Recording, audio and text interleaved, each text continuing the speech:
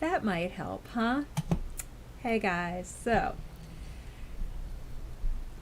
it's been since a long time ago that I last aired, and a lot has been going on, but nothing really, no investigations or anything. I've just kind of been doing maintenance, brainstorming, and those types of things. So no need to air in, let's see, when was the last episode? I think it was maybe Halloween. So November, December, January. 5 months? Yeah. Good news is that you guys haven't forgotten about the show. And you certainly haven't forgotten about me, Parahan. As a lot of you have stayed in touch, a lot of you have been sharing your projects with me. A couple of you have even been brainstorming with me for collab ideas, and just helping me kind of plan for a future with Coffee with the Dead. So much thanks to those of you who have stayed in touch and reached out, and for those of you new folks to my little circle who are spitballing ideas and putting up with me through those brainstorming sessions, because I don't know that many of you realize, but this is just me, all me. So I don't have a team of people. I don't have anyone else to do the things for me or with me. It's just me. There, of course, was some help in putting together my lovely background, but I otherwise have just been here on my own, which is cool because I kind of like it that way. I'm so used to it that I don't really work well with others at this point. But I do appreciate those of you who let me at least bounce ideas off of and have some ideas of your own to share with me. That indeed is very cool. Now, to completely contradict what I just said, I am trying a new idea. I am trying to do co-hosted episodes. That is coming up on the 11th. So next weekend, next Sunday, we'll be back on our Sunday schedules after tonight. I'm having Lauren come back. She did a show with me. It was a random spoof show called The Lauren and Mary Show, way back last fall sometime. We're going to be hosting together, not quite every other weekend, but not every show either. So when she's available, and just to mix it up every now and then, I'll be attempting to work well with another. No, we actually get along good on camera and off camera, so I'm not too worried about having any professional conflicts. But that's coming. The show is going to try a new thing. And also werewolves, me, Spirits Wake, everyone has just been off since really the beginning of November, between it being super freezing cold outside and just nobody really wanting to hang out in the woods when it's 10 degrees, and this COVID nonsense that is hopefully in its last year will be running its course here. Everyone will be vaccinated this year, I hope, fingers crossed, and then hopefully by 22 we can kind of see some normalcies that have been taken away from us coming back, like live music and ghost investigations. We are still uploading episodes to the Werewolves website and YouTube channel. Curtis streams those pretty much 24/7. There's always a different episode streaming, and it's just the raw camera footage, so definitely go and check that out. And also on Amazon Prime, if you go over there and you just Google Werewolves Amazon Prime, and it comes right up. It is Woofs, like WOOFS, just so y'all, a reminder there. And the link will be in show notes. And hopefully, we got a little batch of cold weather that came through, but hopefully it'll be passing, and we will be going back out here, shortly, sometime this year. We don't have anything planned, but like I said, boost us on Amazon and check out that YouTube channel where Curtis is constantly streaming. And he has his own personal channel too, if you just look him up. I think there's a link to it maybe on Werewolves too, but if not, just look him up. It's Curtis from Werewolves. I also wanted to oh, you know what? Before I get into that, if anyone wants to call in tonight, I do have that Google Voice number open. I know I don't usually get calls, but in case anybody feels like calling, even though I'm not really talking about anything too spooky tonight, at any rate, if someone wants to call in, the number is 443-267-8217. So, yeah, if you have anything show related that you'd like to say or ask, there you go. So it's been really great getting to know my followers during my hibernation period, because I've been, just sitting around online and haven't left the house, and I've, instead been reaching out and getting my social interactions, out of my system virtually, since we are, still very much social distancing and otherwise socially canceled. So it's been cool, also, in a different way, reaching out and still staying social. I have gotten some really great things, also from some friends that I've made. And just as an example, I wanted to show off these really cool earrings that were made for me, custom made. The green is not showing up, probably the way I have my filter set on my camera, but these are actually like a really nice like emerald green, but these are not emerald stones. I don't know if you put it on my white skin. Well, it doesn't really show up, but they are indeed green and come with these nice hooks. It's all, I think this is all brass. And also the ones I'm wearing are same stone but different design, and they're little danglies.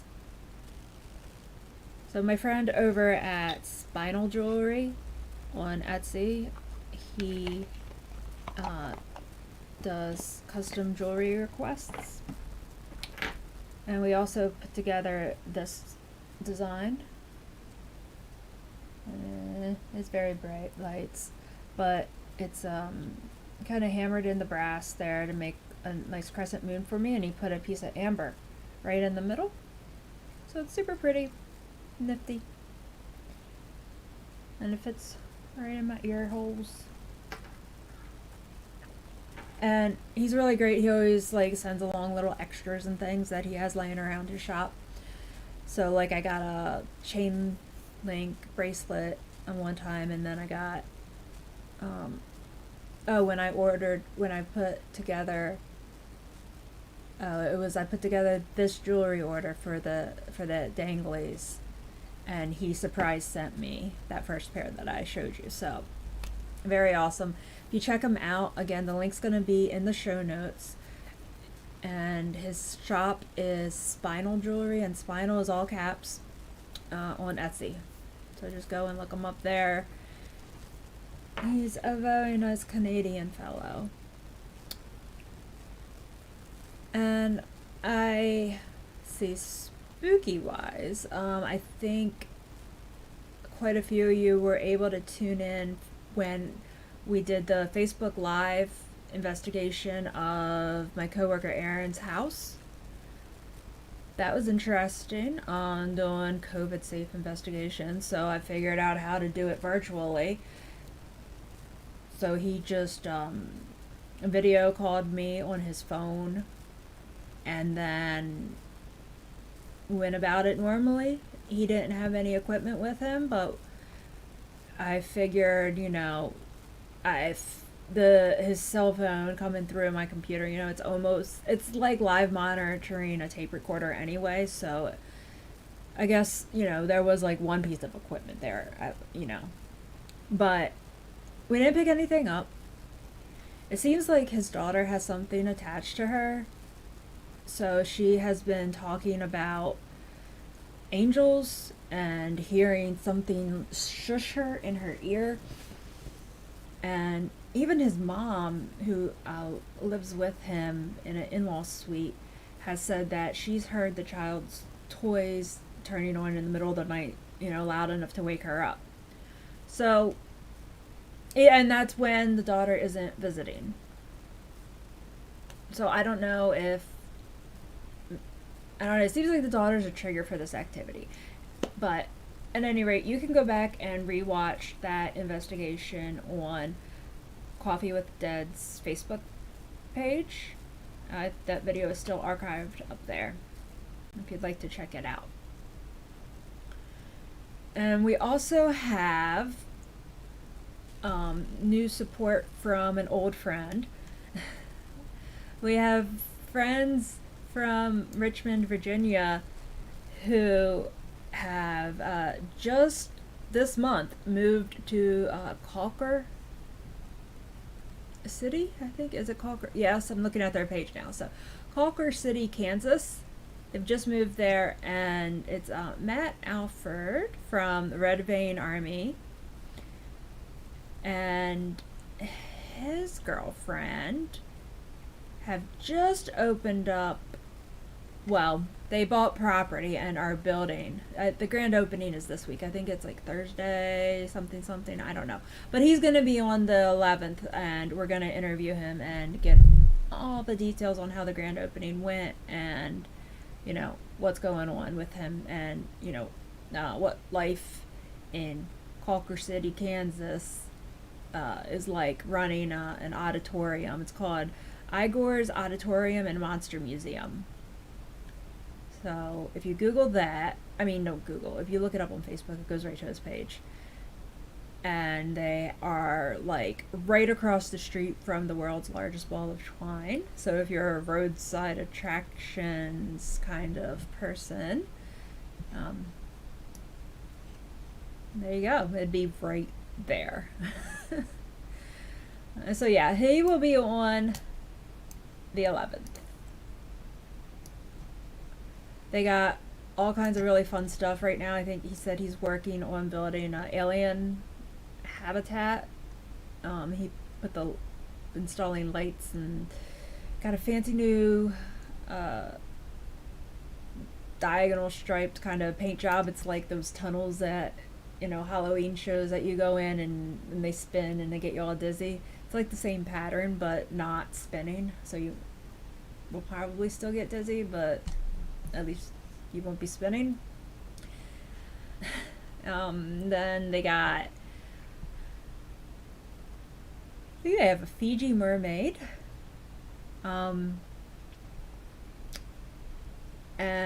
a lot of like homemade props as well as real finds, real oddities that they have collected, thrown together. So it's going to be a nice oddball mixed up kind of shop. you know, if you've ever been to an auditorium, like the one in, I know there's one up in Philly. So it's all kind of the same thing, but they have a pretty big space here. I'm just kind of scrolling through the pictures, and there's a lot going on. So definitely check them out. Again, that is Igor's Auditorium and Monster Museum in Culver City, Kansas. If you just go on the book face and type in the name, they'll come right up. But also, you know, the link will be in the show notes, as per always.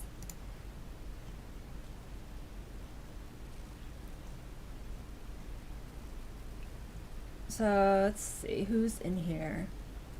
Oh, hey guys.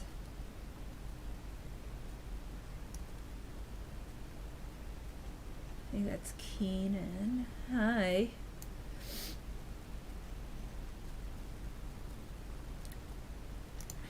So yeah, like I said, the number is 443-267-8217. I know I said that really fast, but if you click that and want to call in, go ahead. I am here and trying to think what else spooky is going on.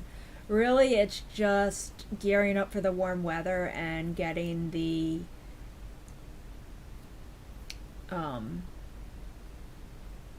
you know, getting the group back together and kind of making a plan. So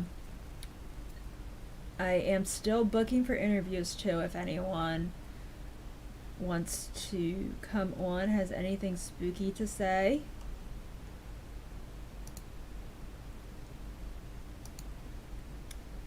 And we will be, I don't know, let's see, what else? I do have sort of important thing going on. I am propagating some plants. So that's been interesting. I've taken up the indoor gardening hobby while on winter break. And I have a little indoor pond where I'm growing water lilies. So that's that. I know this show was really last minute. I think I gave everybody about a half hour heads up that we were broadcasting tonight, so I don't really expect too many of you to come in, and we might not even air the full hour just because, you know, there's no interview and there's no, you know, no huge updates. But would like to point out another great friend of mine that I have made over the winter, Stephen Bishop, or Stefan, rather, is how he spells his name, but whatever. He actually is this band, Thunder Horse, who just put out their new album called Chosen One. And of course I got it in vinyl because you need a giant purple horse with death riding it. And you need it vinyl sized. CD sized was just not enough. And, you know, the back, and it has side 1 and side 2. Super fun. It's on Bandcamp. Again, those links will be down yonder. And we got cool stuff inside when you open it. Obviously there's the record, but you also get a nice insert. Remember album art? Yeah.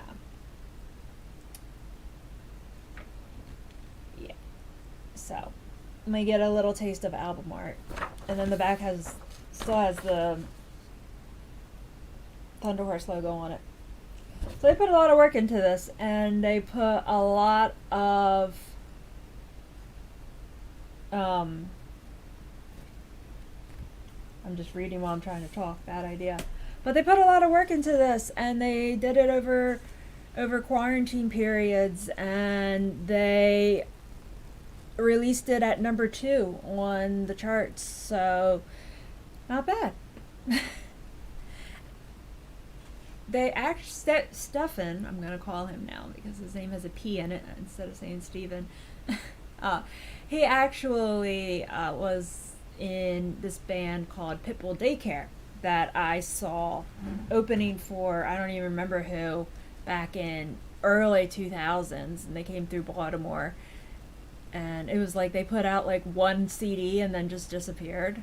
And then somehow, you know, I don't know, 15 years later or whatever, on the book face, I come across Thunder Horse and realize, oh, it's the Pitbull Daycare guy. So, small world, huh?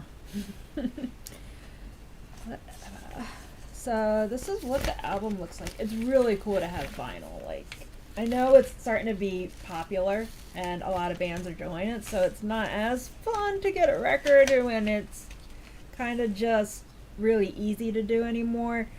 But no, it's still fun to get an album.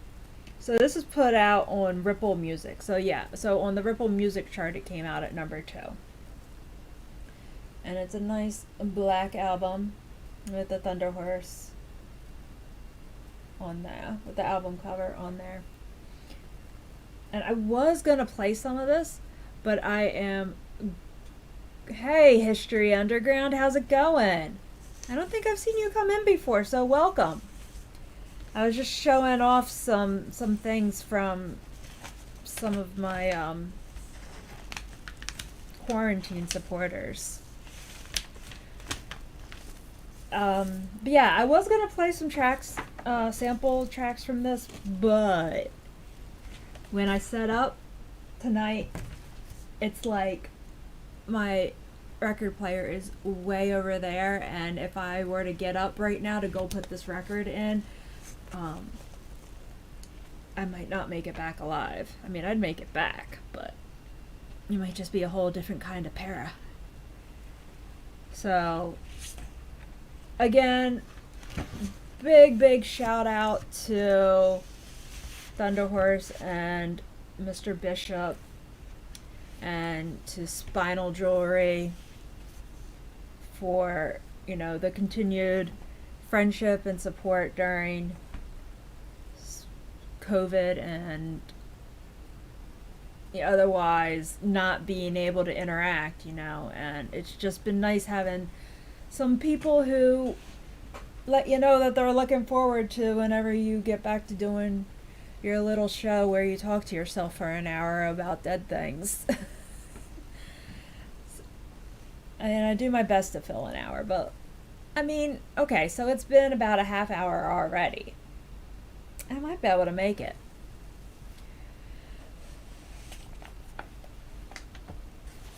Again, all those links will be in the show notes, so definitely go down and check that out after the show. Some fun little tidbits I wanted to bring up.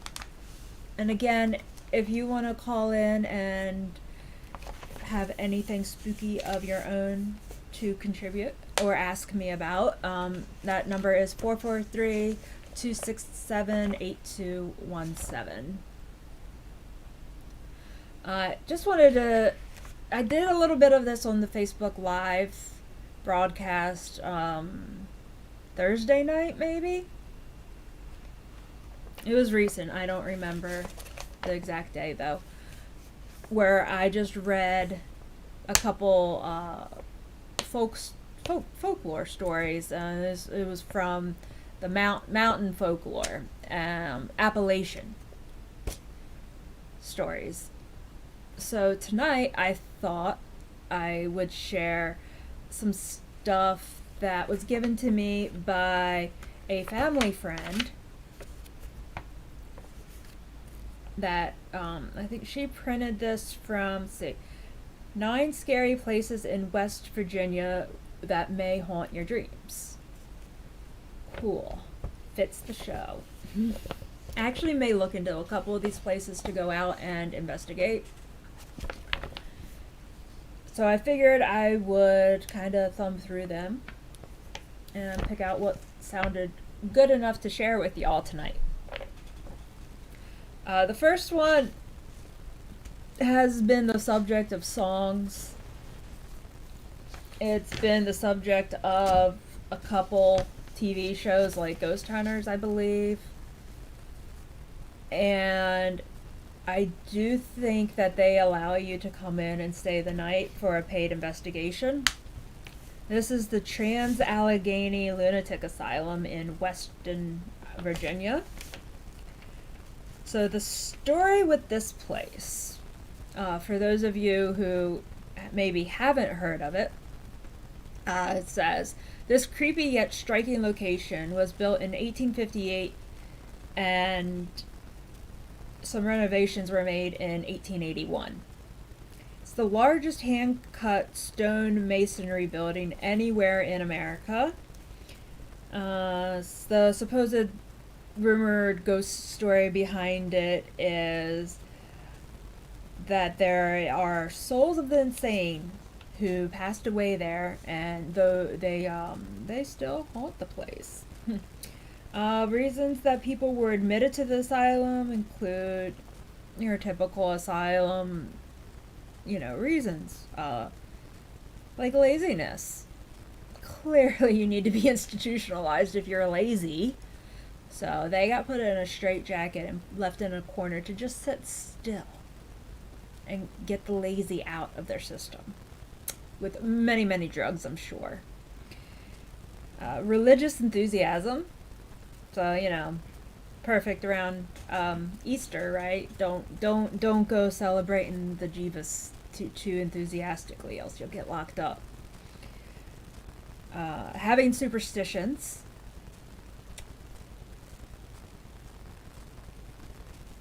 And for reasons of birth control. So if you're promiscuous, yeah, that town whore is getting locked up for her mental well-being.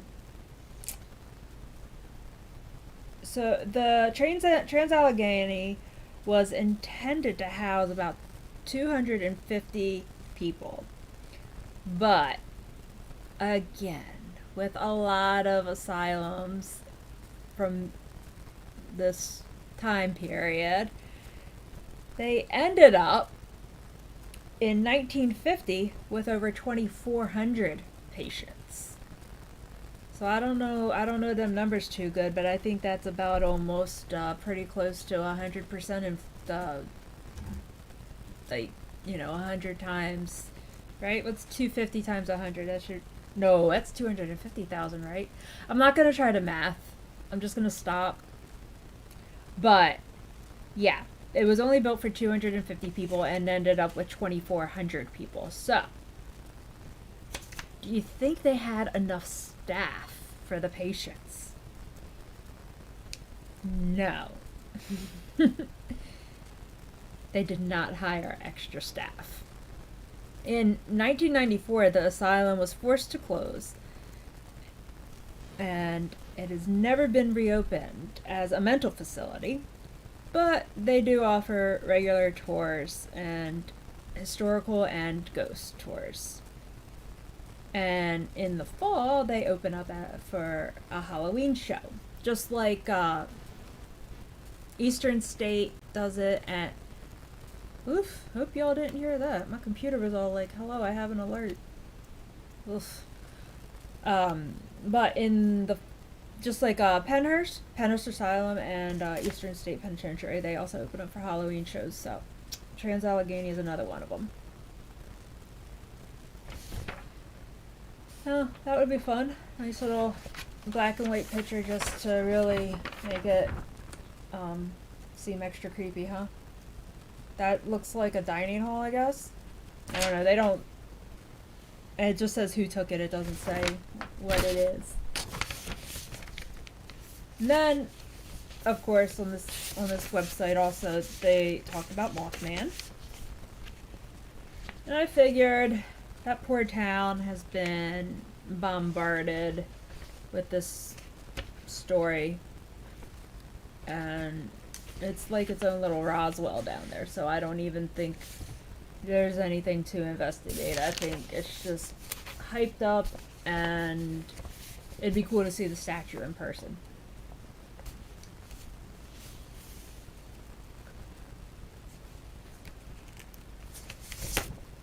Oh, yeah, okay, I missed the title. I'm just like, oh, there's a very pretty picture. What does this have to do with Mothman?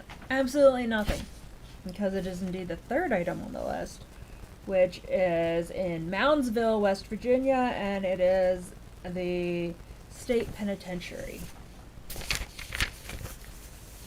I thought about this one, and penitentiaries are pretty much guaranteed to creep you out just because of all the anger and things that happen in penitentiaries. This one, let's see, they began construction in 1866, and it operated for over a century, and then they closed it in 1995 because it was, of course, determined to be unfit and inhumane, which makes for like probably 90% haunted. Probably. The prison was the Department of Justice's top 10 list of most violent correctional facilities in the nation. And that was probably due to the fact that they had 85 executions and 9 were electrocutions. And they nicknamed the electric chair Old Sparky because, sure, let's laugh at basically murdering people.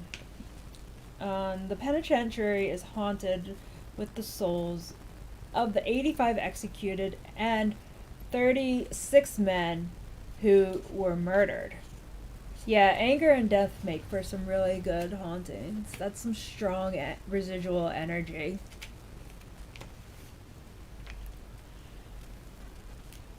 It says, as visitors quietly walk the halls of the prison, some hear disembodied noises, and tour guides tell them that the noises are just the souls of the dead haunting the halls of the prison that they reside in for the remainder of eternity.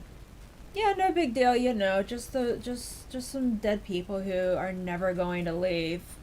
They just hang out here, and don't worry about it. They were horrible murderers, you know, when they were alive, and really nasty people to get locked up in a place like this, but don't worry about it. And you can book a tour during the week on their website. Lovely.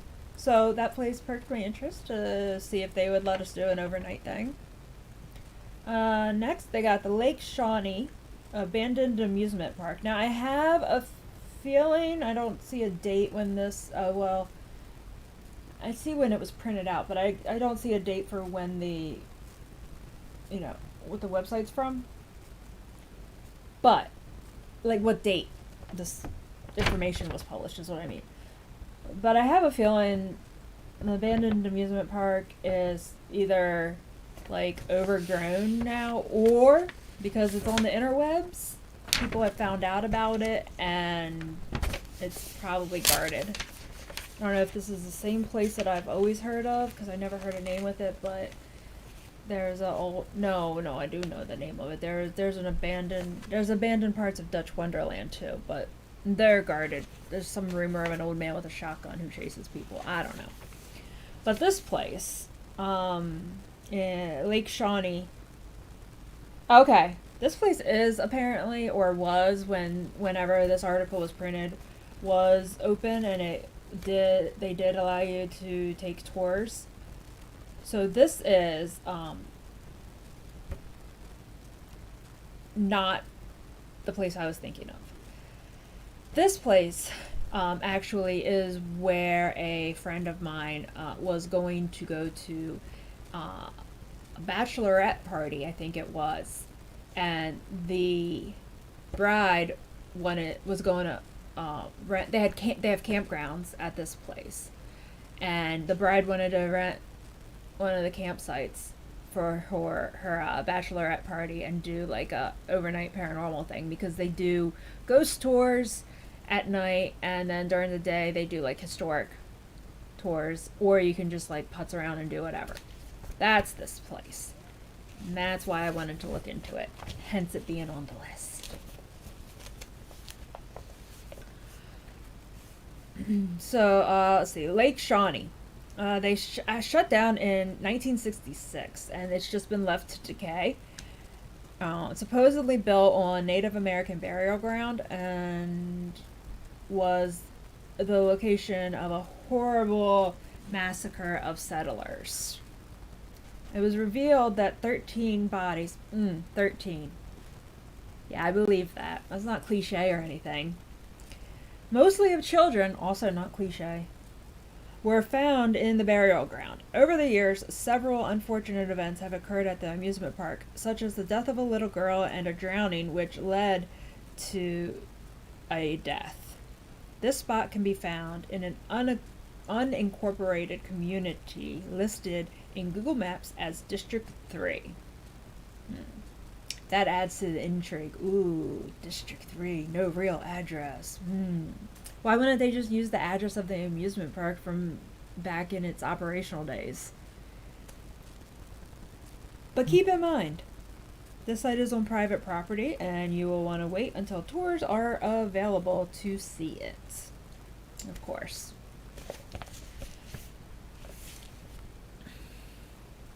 I see there's someone new watching. The number went up, so I just want to say welcome to whoever you are.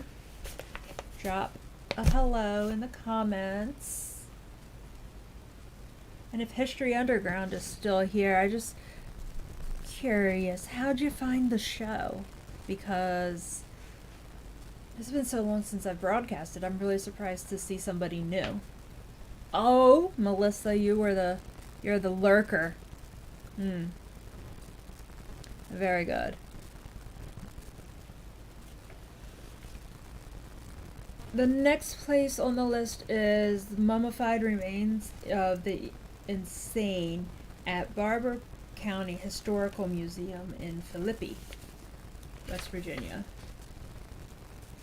Yeah, Melissa, exactly. Oh gosh, I hope too many people aren't doing that. She says that she was looking for me on Facebook instead of here. Because I've been doing, when I have done broadcasts, I've been doing Facebook Lives instead of doing a whole show. Well, accidental belated April Fools. So this article has a picture of the mummies. And they are in pretty good condition, I'd say. Right? Nice little towels there to cover up their privies, which you can't see on mummies anyway, but you know. And they say, in 1888, a farmer named 𝕬𝕬𝕤 purchased 2 female corpses from the Trans-Allegheny Lunatic Asylum. Well, ain't they just neighbors then? This wannabe scientist mummified the bodies with his patented embalming potion, trying to find out the secrets of the pharaohs. That doesn't even make sense. 𝕬𝕤 was successful, and today the bodies are displayed in glass-topped wooden coffins at the Barber Council Historical Museum. But no ghost story is attached, so I'm just like, yeah, okay, that's cool to see some mummies, but... Yep, moving on. So it didn't make the final cut, but it's on the list of things to review, which have been reviewed, and this has indeed been cut. Let's see. Item 6 on the list is Camden Park in Huntington, West Virginia. It opened in 1903. The Big Dipper, which is, I think, is a roller coaster, installed in 1958, is one of the only wooden roller coasters left of its kind. As if riding this 50-plus-year-old wooden coaster wasn't terrifying enough, the park has a missing page. Yes. So we don't know the story here, but it has something. And then the last line of the article says, spirits. You can visit the park at 5000 Waverly Road, Huntington, West Virginia, 25704. Good story. Very suspenseful. So that one is on the question mark investigate more list because there's a missing page in my printout.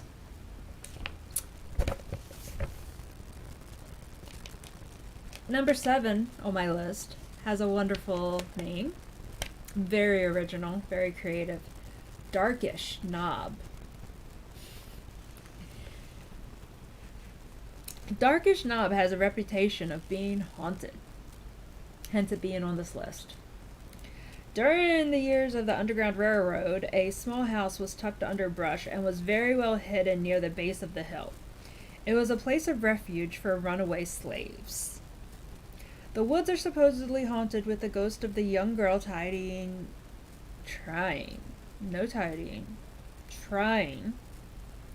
to find the house. She was riding her horse and it lost its footing and it fell over the edge of the hill. The girl fell to her death on the rocks that were below, and it is said that she returns on occasion to the hill. I like how vague this is, and this would be really good for werewolves, because this is the kind of, we don't really know the exact details or the exact location, but here's a vague description, and go find the ghost. So this is on the potential list.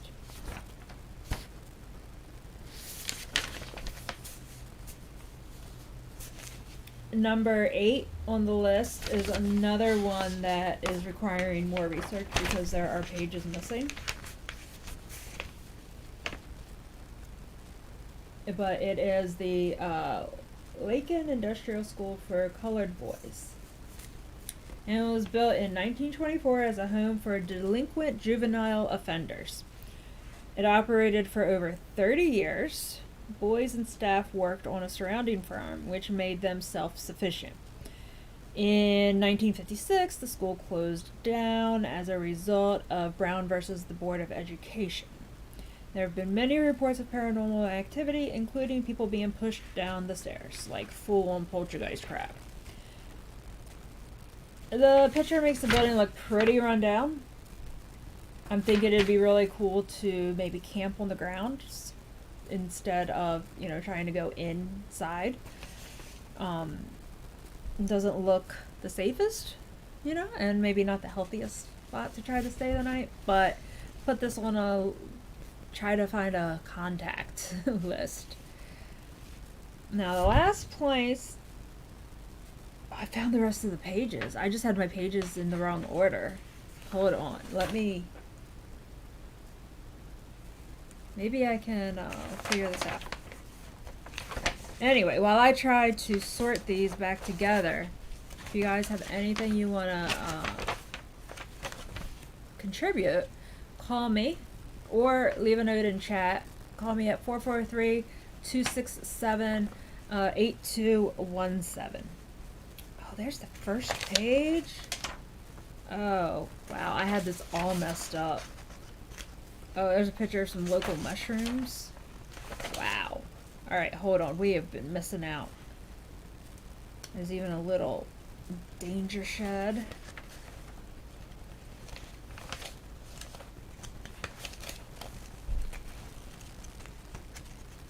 Oh, I still don't know what order to put these in.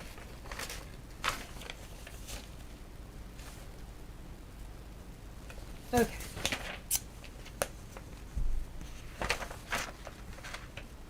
Yeah, that goes there. Okay. There's many pages on the 𝕊𝕦𝕡𝕡𝕠𝕜 Lunatic Asylum, and then everything else seems to not have as many pages to it.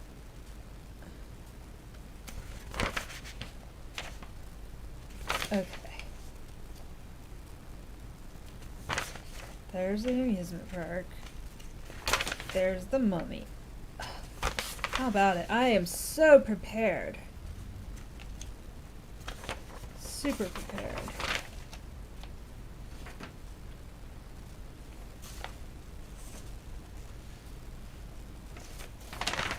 I think. There we go. Lakin.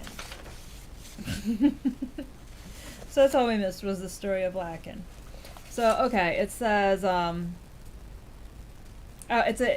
Indian burial mounds is what we were looking at. And this is in Lacken, West Virginia. Yeah, I had this one off my list, so I guess I just threw it somewhere, you know, whatever.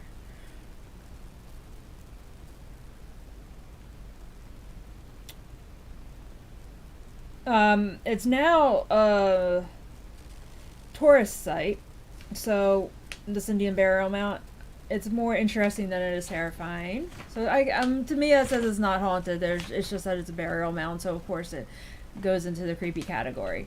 And you can visit it. It's just in the spot 801 Jefferson Avenue in Moundsville, West Virginia. Well, that's all we missed. Not too bad. Okay, the last item or location that I had on here was the Grave Creek Mound Historical Site. That's what I just read to you. That was the name of that place. I guess I didn't have these as out of order as I thought I did. But at any rate, those are supposedly the 9 most, not even haunted. Nope, it says the 9 most horrifying places in West Virginia. So pretty interesting stuff. I know Curtis on the werewolves team lives in West Virginia, so he may already be familiar with these places. I haven't ran them by him yet. So, might be some good stuff coming up for the summer. A couple of places that are on my mind there. And that's about it. Again, make sure you check out Thunder Horse. They also have these awesome but hard to see on me tank tops and t-shirts available. And you can get their album either on CD or vinyl. And it's good stuff. Really, really good stuff. Make sure you check out Spinal Jewelry. Spinal is capitalized on Etsy. He does custom jewelry in any size, so you can have the big ears or you can have standard post sizes. He does it all. Make sure you listen to me when I get really annoying and talk about the things that I sell on the side besides doing spooky stuff, because I'm trying to make that side cash to be able to take these trips and do these investigations. So like when I talk about Avera, like join the group, buy some crap, you're funding Coffee with the Dead when you do that, even though I don't mention that, but you are, because I use the money I make from that to do all this stuff and buy all my crap. And yeah, so it's good. It's maybe more beneficial to you to have an actual physical product that you're buying than to become a Patreon. And I do still have my Patreon website, by the way. You can go to patreon.com/CWTD if you'd like to become a Patreon. I am working on ideas of things to put up for my Patreons. So if you already are or are thinking of becoming a Patreon, please message me your ideas of what you would like to see being offered exclusively to you as a paying Patreon, and you know, I'll do something kind of similar. You can also get in touch with me on the book face. You can get in touch with me through email, paran@cwtd.co. If you want to come on for an interview, that'd be cool. I am booking. I have nothing after April, so I'm booking in May now, May and forward.